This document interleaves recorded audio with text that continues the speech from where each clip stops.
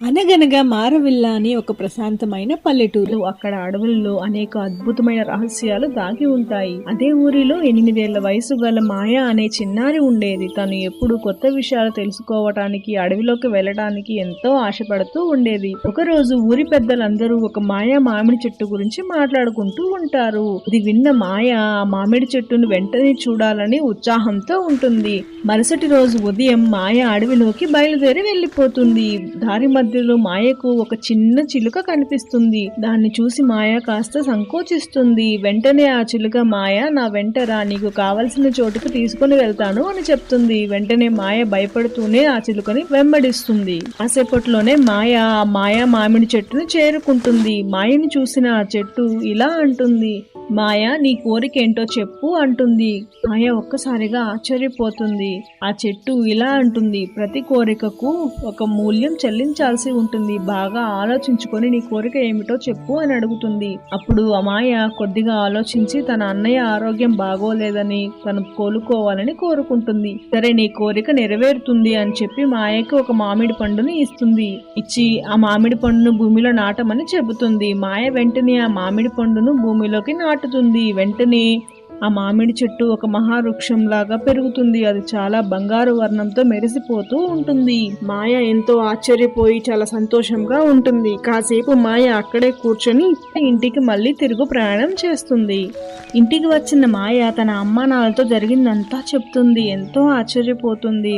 చూస్తూ ఉండగానే మాయ కోరిక నెరవేరుతుంది. ఆమె అన్నయ్య కోలుకుంటాడు. కానీ అదే సమయంలో ఊర్లో ఒక పెద్ద సమస్య తలెత్తుతుంది. నది పూర్తిగా ఎండిపోతుంది. గ్రామస్తులు మాయపై సందేహాలు పెంచుకుంటారు. ఎందుకంటే మాయ ఆ మామిడి చెట్టు దగ్గరికి వెళ్లి వచ్చింది కాబట్టి. భయంతో మాయ మళ్ళీ తిరిగి ఆ చెట్టు దగ్గరికి ప్రయాణిస్తుంది. చెట్టును చేరుకున్న వెంటనే జరిగిందంతా వివరిస్తుంది. అది విన్న చెట్టు, నీకు ముందుగానే చెప్పాను కదా మాయ, ప్రతి కోరికకు ఒక మూల్యం ఉంటుందని. ఇప్పుడు నువ్వు ఈ సమస్య నుంచి గట్టెక్కాలంటే నీకు ఒక పని చేయాల్సి ఉంటుంది అని చెప్తుంది. వెంటనే మాయ అది ఏమిటో చెప్పు అని అడుగుతుంది. నీవు అడవి మధ్యలో ఒక గుహలోకి వెళ్లి అక్కడ ఒక మెరిసే ముత్యం ఉంటుంది. ఆ ముత్యం తీసుకొచ్చి నదిలో వదలాలి. అప్పుడు అన్ని చక్కబడతాయి అని చెప్తుంది. వెంటనే మాయ అది చేయడానికి ఒప్పుకుంటుంది. వెంటనే మాయ తన స్నేహితుడు రవితో కలిసి గుహలోనికి ప్రవేశిస్తుంది. ఆ గుహ చాలా భయంకరంగా ప్రమాదాలతో నిండి ఉంటుంది. అయినా సరే మాయ ధైర్యంగా ముత్యం కోసం లోపలికి వెళ్తుంది. ముత్యాన్ని కనిపెట్టి అది తీసుకుని వచ్చి నదిలో ఉంచుతుంది. వెంటనే నీరు ప్రవహించడం మళ్ళీ మొదలవుతుంది. ఊరి వాళ్ళందరూ అది చూసి సంతోషిస్తారు. చిన్ని పాప మాయను ప్రశంసిస్తారు. మాయ కూడా చాలా ఆనందిస్తుంది. మాయ మామిడి చెట్టు యొక్క సహాయంతో ఒక పెద్ద ప్రమాదం నుంచి బయటపడింది. కానీ ఆ సంతోషం ఎక్కువ రోజులు నిలబడలేదు. మళ్ళీ ఆ ఊరిలో కొత్త సమస్య మొదలైంది. పొలాలన్నీ ఎండిపోతున్నాయి. పంటలన్నీ పండటం లేదు. ఆ ఊరి జనం మొత్తం ఎంతో దుఃఖంలో ఉన్నారు. ఆందోళనతో ఉన్న తన తండ్రిని చూసి మాయ చాలా బాధపడింది. అతనికి సహాయం చేయాలని నిశ్చయించుకున్నది. మాయ అడవిలోని ఆ మామిడి చెట్టు దగ్గరకు మళ్ళీ వెళ్ళడానికి బయలుదేరింది. ఆ చెట్టు బంగారు వెలుగులతో ప్రకాశిస్తూ ఉంది.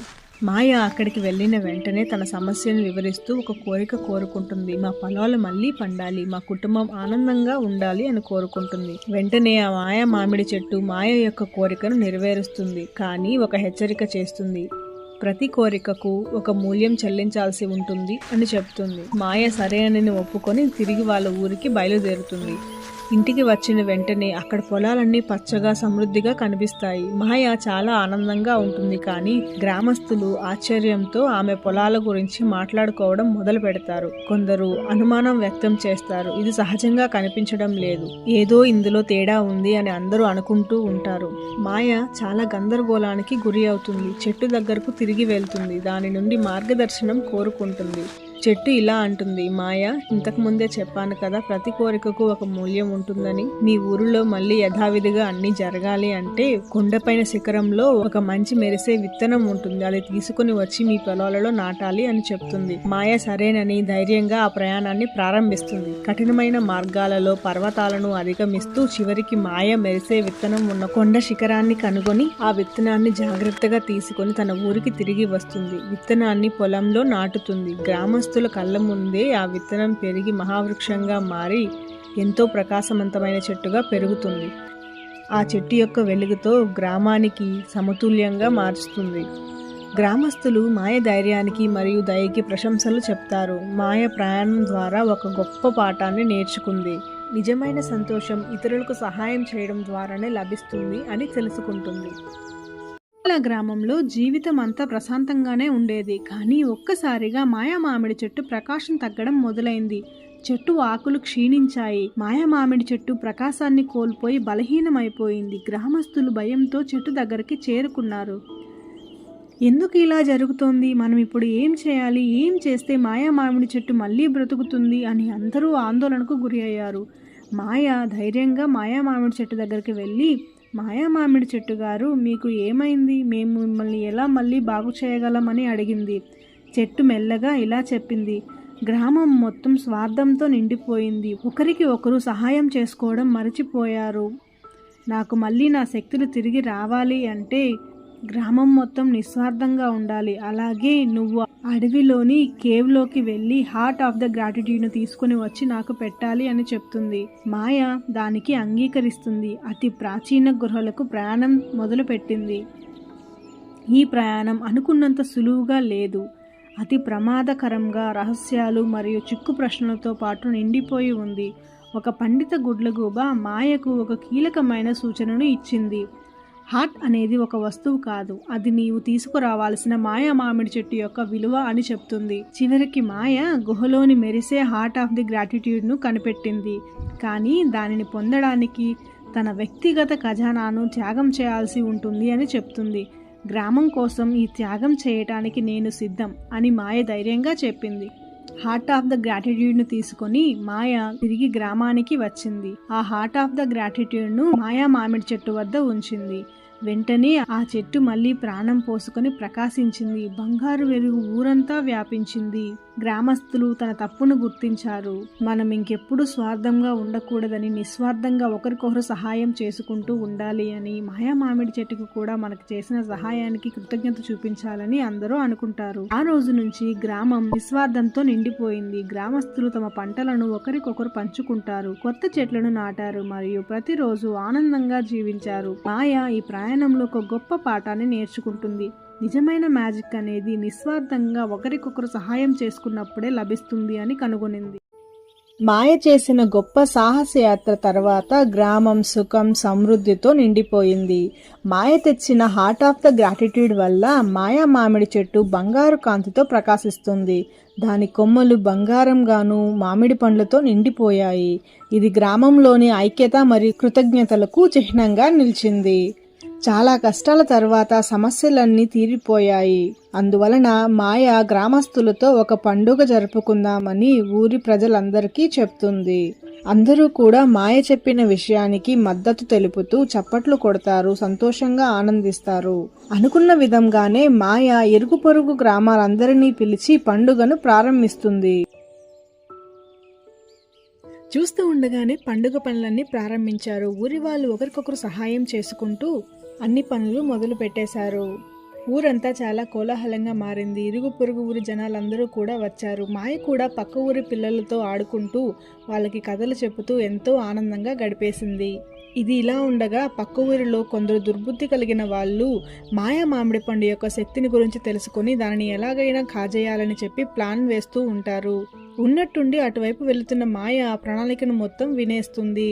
అది చూసిన ఆ దొంగలందరూ మాయని ఒక రూమ్లో తాడుతో కట్టి పడవేస్తారు. మాయకి ఏం చేయాలో తెలియక బాధపడుతూ ఉంటుంది. వెంటనే అక్కడికి ఒక మాయా మామిడి పండు కిటికీలో నుంచి ప్రత్యక్షమవుతుంది. దాన్ని చూసిన మాయ ఎంతో సంతోషిస్తూ మామిడి పండు నన్ను ఇక్కడ నుంచి కాపాడు అని కోరుకుంటుంది. వెంటనే ఆ మాయ మామిడి పండు ఒక పిల్లవాడిని అక్కడికి పంపించి మాయ యొక్క కట్లు విప్పించి అక్కడి నుంచి మాయ బయటపడేలా చేస్తుంది. మాయ ఊరి ప్రజలందరికీ జరిగిన విషయం చెప్పి ఆ దొంగలను పట్టుకోవడానికి బయలుదేరుతుంది. మాయా మామిడి పండు యొక్క శక్తి తెలియకుండా అక్కడికి వెళ్లిన దొంగలని మాయా మామిడి పండు చెట్టు తన శక్తితో వాళ్ళందరినీ తాడులతో కట్టి పడేస్తుంది. వెంటనే వాళ్ళందరూ తాము చేసిన తప్పు తెలుసుకుని మాయా మామిడి పండు చెట్టును క్షమాపణ కోరుకుంటారు. మాయకు ఊరిపైన మరియు మాయా మామిడి పండు చెట్టుపై ఉన్న ప్రేమను చూసి ఊరి జనం అంతా చాలా సంతోషిస్తారు.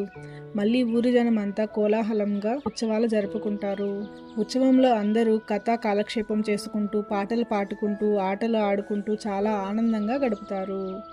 చివరికి అందరూ మాయా మామిడి పండు యొక్క శక్తి ప్రేమ వల్లే లభిస్తుంది అని, స్వార్థం వల్ల కాదు అని గ్రహిస్తారు. అందరికీ మాయా మామిడి పండ్లు ఇస్తూ సంతోషంగా ఉండమని చెప్తుంది. ఎన్నో ఆటపోట్ల తర్వాత మాయ ప్రశాంతంగా నిద్రపోతుంది. మాయ గ్రామం ఇప్పుడు మొత్తం మాయా మామిడి పండ్ల చెట్టుతో విస్తరించి ఆ ఊరిని పుష్కలంగా ఉండేలా చేసింది. ఆ చెట్టుకు వచ్చే బంగారు మామిడి పండ్లు గ్రామ ప్రజల జీవితాల్లో వెలుగుని నింపాయి. మాయ ఇప్పుడు గ్రామం యొక్క మొత్తం అభిమానం పొందింది. చెట్లను కాపాడటమే కాదు, ఐక్యత, దయ ముఖ్యమని అందరికీ నేర్పినందుకు ఆమెను అందరూ గౌరవిస్తున్నారు. ఒక ఉదయం మాయ గ్రామానికి ఓ ప్రయాణికుల గుంపు వస్తుంది. వారు మాయా మామిడి చెట్టు యొక్క కథలను విని దూర ప్రాంతాల నుంచి వచ్చారు. వారు దారిద్ర్యంతో బాధపడుతున్న చాలా ప్రాంతాల గురించి మాయకు చెప్పారు. ఈ వార్త గ్రామస్తులను ఆలోచనలో పడవేసింది. కానీ మాయ మాత్రం బాధపడుతున్న వారికి సహాయం చేయాలని నిర్ణయించుకున్నది. మొదట్లో గ్రామ ప్రజలందరూ మాయకు వ్యతిరేకిస్తారు.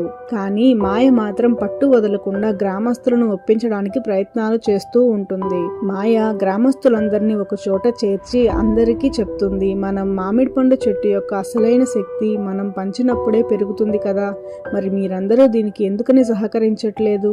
ఈ మాయా మామిడి చెట్టు మనకి దయ ఇంకా ప్రేమ వలన లభించింది. అదే దయతో ఇది చాలా బలపడింది.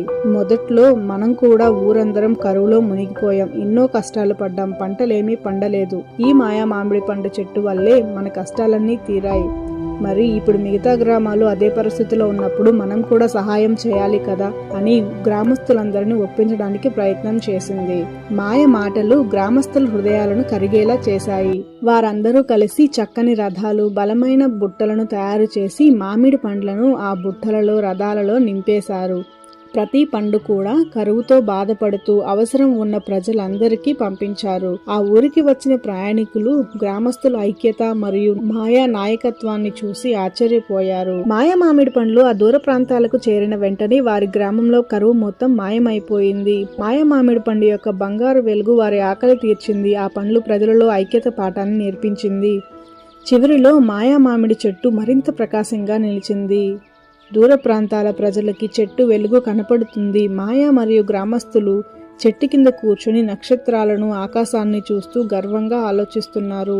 వారు తీసుకున్న ఈ అడుగు వల్ల కరువుతో బాధపడుతున్న ప్రజలందరి ఆకలి తీరిందని వారు ఎంతో సంతోషించారు.